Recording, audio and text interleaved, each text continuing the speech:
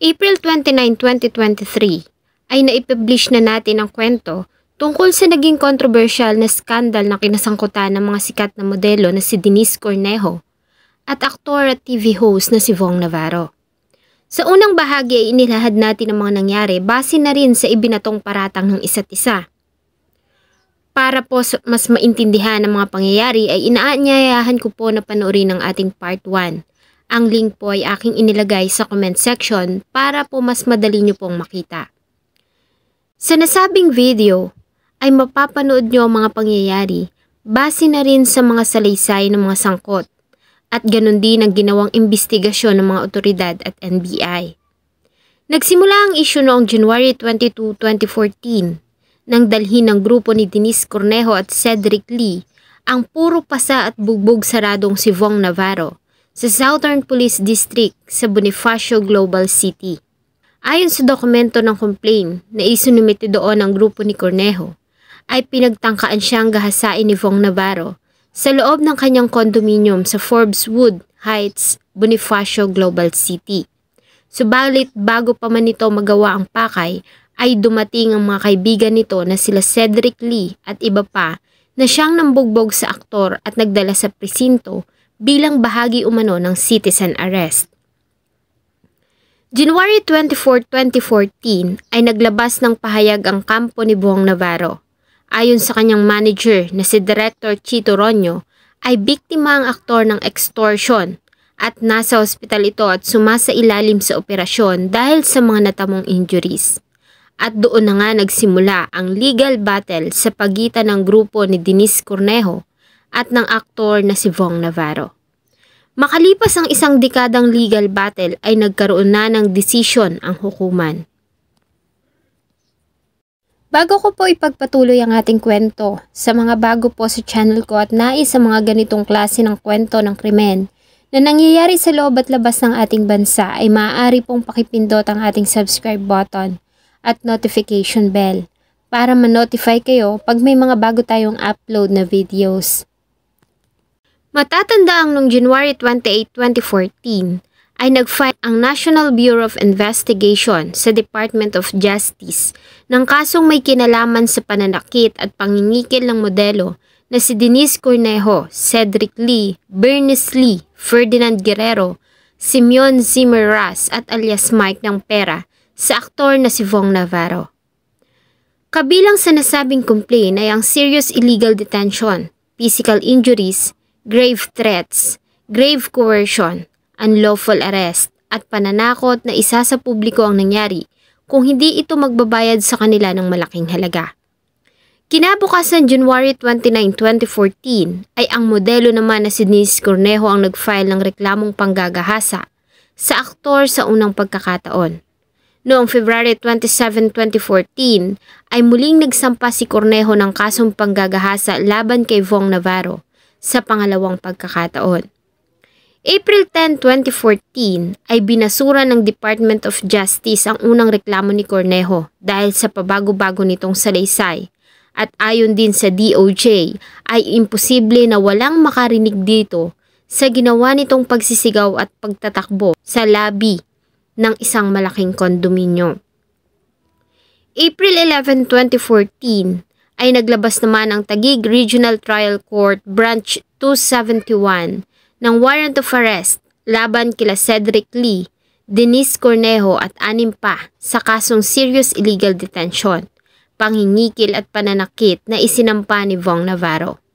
Si Cedric Lee at Simeon Ras ay naaresto sa Samar noong April 26, 2014. Samantalang kusang loob naman na sumuko sa Philippine National Police si Cornejo noong May 5, 2014, kasabay ng pag-file nito ng petition for bail dahil sa ang kasong isinampa laban sa kanya na serious illegal detention ay hindi bailable. July 11, 2014 ay muling ibinasura ng Taguig Prosecutor's Office ang ikalawang reklamo ni Denise na panggagahasa kay Vong Navarro. August 6, 2014 ay inilipat si Cedric Lee at Simeon Ras sa Camp Bagong Diwa, Taguig matapos na mamalagi ang mga ito sa kustodiya ng NBI. Samantalang ang petition naman ni Cornejo para itigil ang paglipat sa kanya sa City Jail Matapos na mamalagi sa kustudiya ng Criminal Investigation Group sa Camp Crame, ay dininay ng Taguig Regional Trial Court. September 14, 2014, ay pinayagan ng Taguig Regional Trial Court sila Cedric Lee, Simeon Ras at Denise Cornejo para makapag-post ng bail at sila ay pansamantalang nakalaya noong September 16, 2014. Matapos na makapag-bail ng halagang 500 pesos bawat isa. Pagkalaya ay agad na dumulog si Denise Cornejo sa tanggapan ng Commission on Human Rights para humingi ng tulong sa ibinasurang kaso ng panggagahasa na isinampa niya laban kay Fong Navarro. October 16, 2015, sa pangatlong pagkakataon ay muling nag-file si Denise Cornejo ng kasong panggagahasa laban pa rin sa aktor na si Fong Navarro. Subalit ang nasabing reklamo ay muling ibinasura ng Prosecutor General noong September 6, 2017. July 21, 2022 ay nagbago ang ihip ng hangin. Dahil ni-reverse ng Court of Appeals 14th Division ang resolution ng Department of Justice noong 2018 at 2020 sa ginawang pagbasura sa reklamo ni Denise Cornejo laban kay Fong Navarro. At inatasan nito ang City Prosecutor of Taguig City para magsampa ng kasong pagkagahasa laban sa TV host at aktor na si Fong Navarro. September 20, 2022 ay kusang loob na sumuko si Fong Navarro sa National Bureau of Investigation. Matapos na maglabas ang Taguig Regional Trial Court ng warrant of arrest laban sa kanya. Sa kabila ng pagkakaaresto kay Navarro ay binasura naman ng Court of Appeals ang motion to dismiss sa kasong serious illegal detention na isinampa nito sa kampo ni Cornejo. Kasunod nito ay pinayagan naman ang Taguig Regional Trial Court Branch 69 na pansamantalang makalaya ang aktor matapos na makapagpiyansa ng 1 milyon. February 8, 2023, kasabay ng muling pagbabalik ni Fong Navarro sa It's Showtime, ay ibinasura ng mataas na hukuman o Supreme Court ang kasong panggagahasa na isinampa laban sa kanya dahil sa kawalan ng sapat na ebidensya at kadahilanan. Ayon sa Supreme Court ay nagkamali ang Court of Appeals sa ginawa nitong pag-utos sa Department of Justice na muling buksan ang kasong panggagahasa dahil sa inconsistencies ni Cornejo. May 2, 2024, matapos ang isang dekadang labanang legal, ay naglabas na ng hatol ang mababang hukuman ng Taguig. Ayon sa 94 pages na decision ng Taguig Regional Trial Court Branch 153 ay napatunayan na sila Cedric Lee, Simeon Ras, Ferdinand Guerrero at Denise Cornejo ay nagkasala sa kasong tulong-tulong na pananakit, pagkulong at planong pangingikil sa aktor na si Fong Navarro. Sila ay hinatulan ng reklusyon perpetua o hindi bababa sa 40 taon na pagkakakulong at inatasan din silang magbayad ng sapat na halaga para sa pinsala na kanilang naidulot kay Fong Navarro. Si Simeon Ras ay agad na iniutos na dalhin sa New Bilibid Prison sa Muntinlupa. At si Denise Cornejo naman ay agad ding idinala sa Correctional Institution for Women sa Mandaluyong. Samantala ay kusang loob naman na sumuko si Cedric Lee sa NBI na siyang nagdala sa kanya sa New Bilibid Prison sa Muntinlupa. Samantala, si Ferdinand Guerrero naman ay patuloy pa rin na naging mailap sa batas. Sa kabila ng pagkakakulong ng mga ito ay may tsansa pa sila para magsumiti ng apela sa Court of Appeals.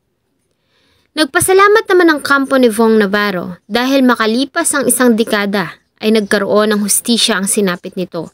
Nagpasalamat din ito sa kanyang mga tagahanga at mga taong sumuporta sa kanya mula simula hanggang sa kasalukuyan. Itong pagkakataon na to para po magpasalamat. Of course, maraming salamat Lord. Dahil lagi ka nakagabay sa akin. Sa rami ng pinagdaanan ko sa buhay, nandiyan ka. Ikaw naging sentro ko. At napakatotoo mo. Kaya maraming salamat. Naging usap-usapan naman ang inilabas na larawan o mugshot ng modelong si Denise Cornejo dahil sa malayong-malayo ang itsura nito sa dating sopistikada, Maganda at punong-puno ng confident na modelong humaharap noon sa mga interviews at taas noong sinasabi na siya ang biktima. Ipakita na awang-awa ko sa lahat ng mga naniniwala at sumusuporta sa tao, lalo na sa'yo. At wala akong laban-laban dahil alam ko marami kang napasayang tao, magaling kang artista, idoli kita, pero sa mata ng prinsipyo, ang mali ay mananatiling mali at hindi mananalong kasamaan sa kabutihan. Yun lang po at marami naman ang di makapaniwala na nagawa ito ni Cornejo. Maliban kasi sa ang kinitong kagandahan, si Denise ay isa ding negosyante at nagmamay-ari ng Dark Closet International. Madalas din itong lumabas sa mga commercial ng iba't ibang beauty brands, eyewear, insurance, BDO, smart communication, Jollibee at Shakey's Pizza. Minsan niya ding nirepresent ang ating bansa sa International Modeling Contest na ginawa ng Mary Kay noong 2013. Naging bahagi din ito ng sikat na international label na Forever 21 at lumabas sa mga sikat na teleserye na Honesto, Dugong Buhay at sa Lovers in Paris noong 2009. Liban dito ay nagtapos din ito ng kursong Hotel and Restaurant Management sa La Salle College sa Antipolo. Kaya naman marami sa mga nakakakalala dito ang nanghihinayang dahil sa naging kapalaran ng batang modelo. Salamat! may mga anak kang lalaki. May mga kapatid kang babae. Yung mga anak mo lalaki, anong ituturo mo sa kanila? Ano ipapamana mo sa kanila? Yung mali. Habang buhay mo nadalin yan. Hindi to haka-haka lang. Isusugal ang pangalan ko sa sensitibong paraan. Po sa patuloy na pagtangkilik ng atin pong mga videos, huwag niyo pong kalimutang mag-iwan ng saloobin at suggestion sa atin pong comment section. Sana po ay samahan niyo po akong muli sa susunod pa nating mga episodes. Thank you so much po and see you in my next video.